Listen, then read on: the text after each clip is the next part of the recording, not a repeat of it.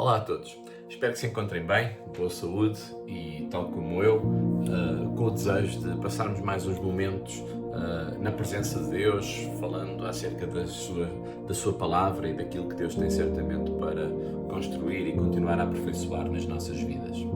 Hoje gostava que refletíssemos um bocadinho sobre um texto que encontramos na primeira carta de João, capítulo número 4, entre os versículos 7 e 15. Porém, não vamos fazer a leitura toda de seguida, farei a leitura de uma forma progressiva, também na medida em que for descendo alguns comentários acerca de alguns dos versículos que iremos ler. Assim, começarei por ler os primeiros dois versículos, versículos 7 e 8. Repito, 1 de João, capítulo 4, versículos 7 e 8. Diz assim: Amados, amemo-nos uns aos outros, porque o amor procede de Deus. Todo aquele que ama é nascido de Deus e conhece a Deus. Aquele que não ama não conhece a Deus, pois Deus é amor. E lá está a primeira e a mais rica declaração, aquilo que nós sempre amamos e estimamos muito saber e repetir acerca do nosso Deus. Deus é amor. E naturalmente que nós não conseguimos conceber e imaginar Deus sendo de outra forma. Porque Deus é amor. Ele nos ganhou, Ele nos cativou, Ele nos conquistou para si e nos ajuda a caminhar com Ele, para Ele, encantando, no bom sentido da palavra, claro está, o nosso coração e atraindo-nos a Ele. Porque quando nós percebemos que Deus não tem somente amor, mas Deus é amor, então não é alguma coisa que Ele tenha que produzir, não é alguma coisa que Ele tenha que adquirir para depois entregar, não. É algo que pertence, faz parte, é inerente ao perfeito caráter de Deus, à sua maneira perfeita de subsistir, de ser quem Ele é. É aquilo que faz de Deus ser Deus, afinal de contas. Então, esta parte final do versículo 8 que diz que Deus é amor. Esta é uma declaração bíblica, é uma declaração poderosa e é uma declaração base para tudo aquilo que nós temos recebido, visto e aprendido deste Deus maravilhoso. O versículo 9 diz assim: Nisto se manifestou o amor de Deus em nós, havendo Deus enviado o seu Filho unigênito ao mundo para vivermos por meio dele. É interessante que este amor de Deus não é alguma coisa que está enclausurada em Deus, mas Deus estendeu o seu grande amor sobre as nossas vidas. Todos nós conhecemos isto muito bem. Isto é o Evangelho base, é o pilar da nossa salvação, é o primeiro passo que demos, é o primeiro degrau que subimos, com certeza, mas a demonstração clara, a demonstração objetiva, a demonstração inequívoca de que Deus nos ama é que Deus, Ele enviou o seu único Filho, o unigênito Filho de Deus, ao mundo. E aqui por mundo entendemos as nossas vidas, a vida de todo o ser humano, para que não ficássemos mortos, para que não ficássemos longe, para que não ficássemos afastados de Deus, porque Ele é a vida, mas para que pudéssemos alcançar, usufruir, desfrutar a vida, a verdadeira vida.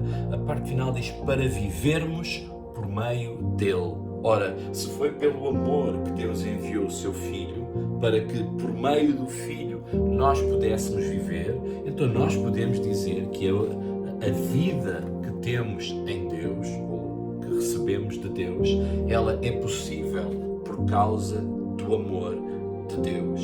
O versículo 10 diz assim: Nisto consiste o amor, não em que nós tenhamos amado a Deus, mas em que Ele nos amou e enviou o seu Filho como propiciação pelos nossos pecados.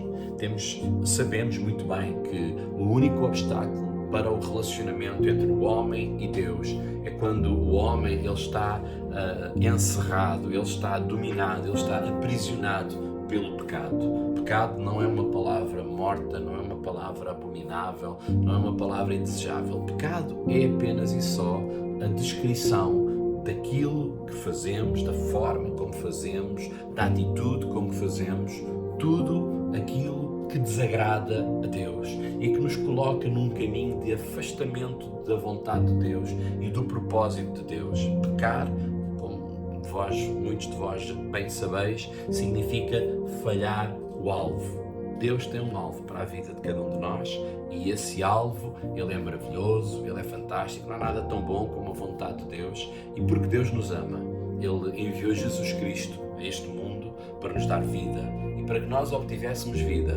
O problema do pecado que nos afastava dessa mesma vida, ele foi resolvido pela obra e graça do Senhor Jesus Cristo. Então, primeiro vimos que a vida, ela é um resultado do amor de Deus, mas o perdão também o é um resultado do amor de Deus, porque Deus perdoa os nossos pecados por causa do grande amor com que nos amou e que o levou a enviar o seu Filho para que por ele pudéssemos viver.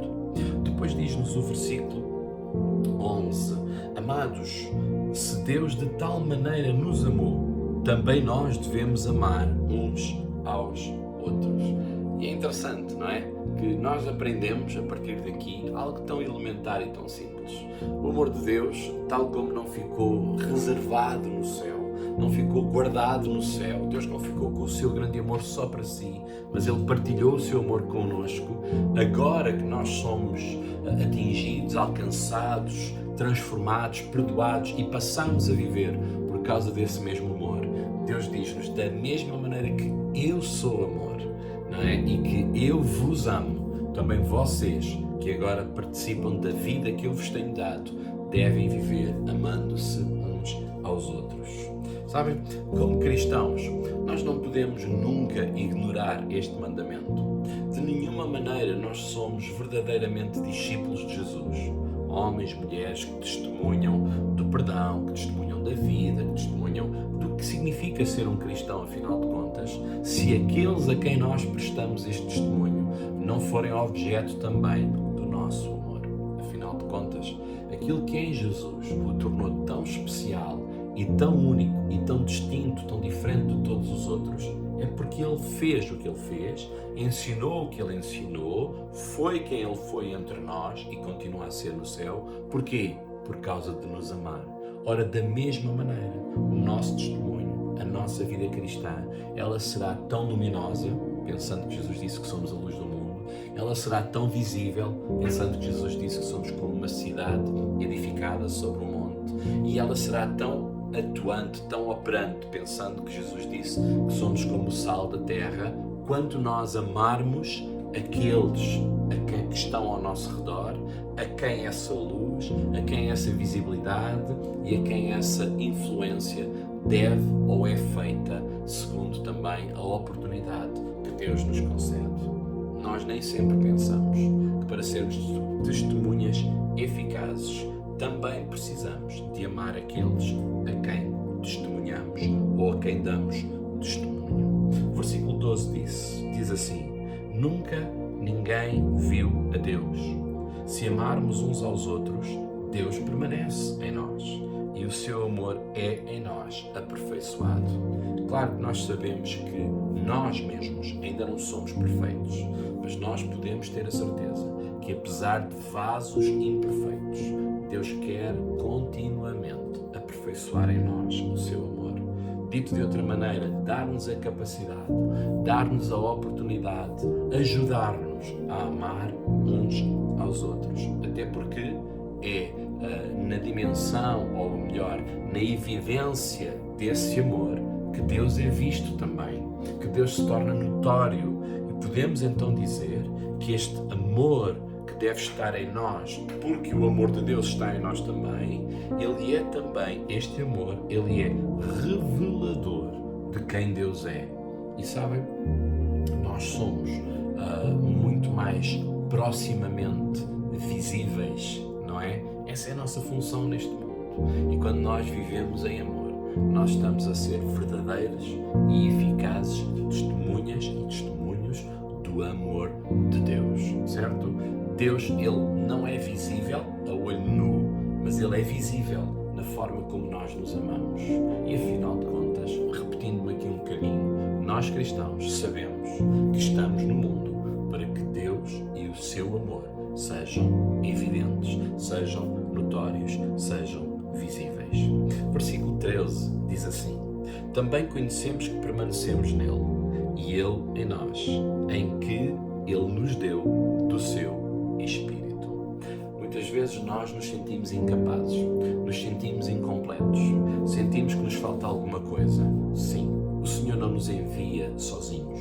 Deus não pede de nós algo que nós, porque não temos a capacidade de o fazer, isso vai acabar por nos inibir, vai acabar por nos impedir, vai acabar por não permitir que sejamos, ou que vivamos, ou que façamos na dimensão que Deus deseja.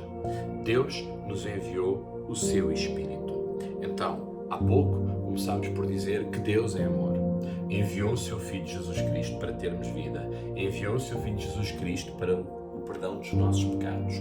Colocou do seu amor nas nossas vidas, para que, amando-nos uns aos outros, isso seja também um testemunho vivo, efetivo e eficaz de quem Deus é e daquilo que Deus está fazendo. E então nós observamos-nos ao espelho, nós somos confrontados com as nossas fraquezas, com as nossas falhas, com as nossas fragilidades e pensamos, eu não sou capaz, eu nunca conseguirei testemunhar acerca de um amor tão maravilhoso como é o amor de Deus, porque eu sou humano, eu sou falível. Ora, tudo isto é verdadeiro, mas isso não é toda a verdade, porque para além das nossas fragilidades, para além das nossas fraquezas, porque nós amamos aquilo que Deus fez em nós, porque nós permitimos que o seu amor permaneça nas nossas vidas, então Deus, Ele também não nos deixa sós, mas Ele envia o seu Espírito, o Espírito que nos capacita, o Espírito Santo que nos habilita a vivermos nesta outra dimensão, vamos dizer isto entre aspas, para que o amor de Deus, sendo visível, sendo permanente em nós, sendo real em nós, seja um testemunho também do amor que Deus tem para com todos aqueles que podem observar o seu amor em ação nas nossas vidas. Versículo 15, dando aqui um pequeno salto, diz assim, para terminarmos: aquele que confessar que Jesus é o Filho de Deus, Deus permanece nele e ele em Deus. E de repente parece que largámos o tema do amor, de repente parece que mudámos de tópico. Ora, não é bem assim. É verdade que este texto fala-nos de permanência, fala-nos de estar, e não estar temporariamente, mas estar para sempre. Fala-nos de alguma coisa que nos garante segurança, porque quando nós confessamos Jesus, então Deus é amor. Então, se Deus permanece em nós, podemos dizer o amor de Deus permanece em nós. E a maneira de nós sermos não apenas amados por Deus, mas termos nas nossas vidas o amor de Deus, é quando o abraçamos, é quando o recebemos na pessoa de Jesus Cristo. Agora, o amor de Deus não é apenas um troféu, não é apenas uma conquista, não é apenas uma dádiva. Ele deve ser recebido, ele deve ser abrigado, devemos dar-lhe lugar nas nossas vidas e depois ele também precisa de ser praticado. E é nesta dimensão completa do amor de Deus em que nós compreendemos, em primeiro lugar, que o amor, ele é divino, naturalmente divino. O amor de Deus, Deus é amor. Em segundo lugar, nós compreendemos que a prova ou a demonstração desse amor está em que Deus enviou o seu Filho, o Senhor Jesus Cristo, não para que continuássemos na mesma, mas para que, através do perdão dos nossos pecados, fôssemos reconciliados com Deus, tivéssemos uma nova vida, verdadeira vida, para que por meio dele vivêssemos. E já dissemos há pouco que quer o perdão, quer a vida, são resultado do amor de Deus ou da ação do amor de Deus nas nossas vidas. Mas esse amor não é apenas um conhecimento intelectual, ele é uma experiência, ele é uma vivência. E porque Deus nos amou, nós também podemos amar-nos uns aos outros. Obviamente eu não o disse e quero dizê-lo. Claro que nós amamos a Deus acima de todas as coisas, mas é-nos dito para que, uma vez que temos uma nova vida, assim como Deus nos amou, também nós nos amamos uns aos outros. E assim como o amor de Deus por nós tornou visível quem Deus era e o que Ele tinha para as nossas vidas, também o nosso amor uns pelos outros tornará evidente, notório, conhecido de todos o que Deus tem para a vida de cada um. Então, quando tudo isto está em ação, então nós podemos dizer que Deus permanece em nós, no seu amor, na pessoa do seu Filho e, por fim, como lemos ainda há pouco, com a presença do seu Santo Espírito nas nossas vidas. Eu creio nós, que somos filhos e filhas de Deus, fomos chamados não a prazo, mas para permanecer para sempre, com certeza, mas também para que o amor de Deus permaneça em nós para sempre. Então, não deixemos que o amor de Deus seja meramente alguma coisa que reduzimos a um sentimento. Não deixemos que o amor de Deus seja alguma coisa que reduzimos a um momento, a um episódio das nossas vidas, um determinado encontro, mas deixemos que esse amor ele seja permanente, residente, operante e atuante nas nossas vidas. Deus ricamente vos abençoe. Continuação de um muito bom dia na presença do nosso Senhor.